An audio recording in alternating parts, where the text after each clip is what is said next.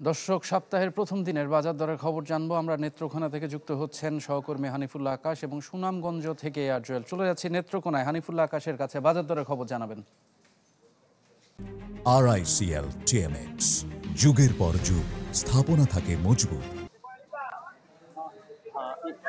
আমি এই মুহূর্তে আছি নেত্রকোনার সবচেয়ে জনপ্রিয় যে খুচরা বাজার, জয়ের বাজার। এখানে আমরা সকাল থেকে এসে ঘুরে দেখেছি যে গত এক সপ্তাহে অনেকগুলো পণ্যের দাম কমেছে এবং বেড়েছে। তার মধ্যে কমতির দিকে আছে হচ্ছে গত সপ্তাহে পেঁয়াজের বাজার ছিল প্রতি কেজি 80 টাকা, সেটি 65 থেকে 60 টাকা কেজি দরে বিক্রি করা হচ্ছে। রসুনের দাম কমেছে এবং যেটি বেড়েছে তার মধ্যে হচ্ছে সবচেয়ে কাঁচা বাজার, যে টমেটো, করলা, শসা, কাঁকরুল ইত্যাদি যে সবজিগুলো রয়েছে তার কিন্তু প্রতিদিনই কিন্তু বাড়ছে এবং যেদিন বৃষ্টি হয়ে যায় সেদিন কিন্তু পণ্যের দাম 100 টাকা কেজির নিচে কিন্তু থাকে না। বর্তমানে আমরা গতকালকে দেখছি যে কাঁচামরিচ 150 টাকা কেজি দরে বিক্রি হচ্ছিল, কিন্তু আজকে সকালে সেটি কিন্তু বৃষ্টি হওয়ার কারণে 200 টাকা কেজি দরে বিক্রি করা হচ্ছে। আসলে দেখা গেল যে সবজি, কাঁচা সবজি যেগুলো আছে সেগুলোর দাম কিন্তু এখনো ঊর্ধ্বমুখী এবং নিম্নমুখী রয়েছে। আলু, পেঁয়াজ, রসুন ইত্যাদির দাম এবং মসুর ডালের দাম গত সপ্তাহের তুলনায় এই সপ্তাহে কিন্তু কেজি প্রতি 15 টাকা দরে বেড়েছে বলে খুচরা ব্যবসায়ীরা আমাকে জানিয়েছেন।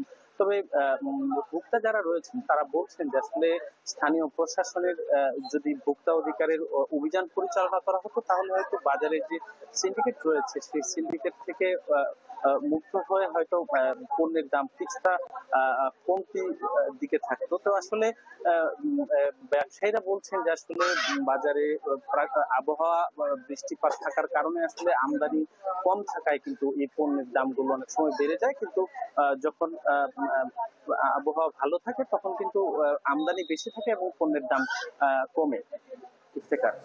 আকাশ, আপনাকে ধন্যবাদ। চলে যাচ্ছি সুনামগঞ্জ এয়ার জুয়েলের কাছে। বৈরী আবহাওয়ার কারণে সুনামগঞ্জের বাজার দরের কি অবস্থা? পণ্যের সরবরাহ স্বাভাবিক আছে কিনা?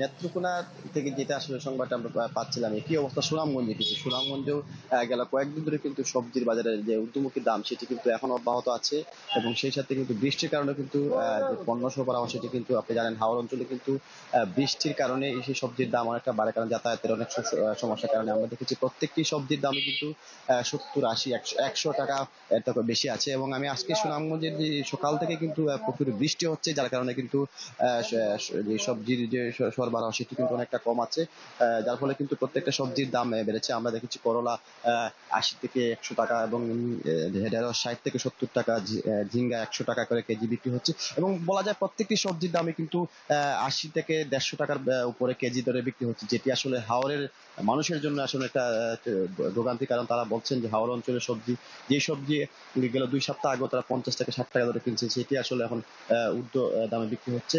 এবং তবে কিছুটা স্থিতিশীল আছে সুনামগঞ্জে পেঁয়াজ, আলু এবং যে যে মালগুলো সেগুলো কিছুটা কম আছে এখনো। আলু এবং পেঁয়াজ, রসুন এবং চিনির দাম সেটি কিন্তু অনেকটা বাড়েনি।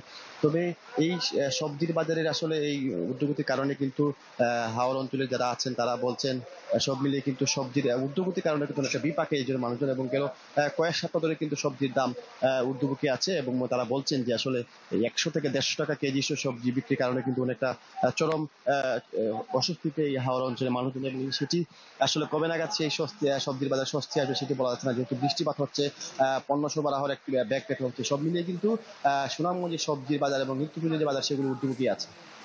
জুয়েল, আপনাকে ধন্যবাদ।